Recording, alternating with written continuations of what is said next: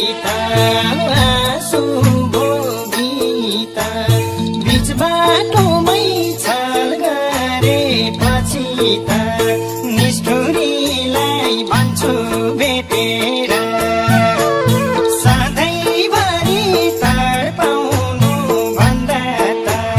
मारा भर्यो घाँटी रेटेर आँसु भोगीता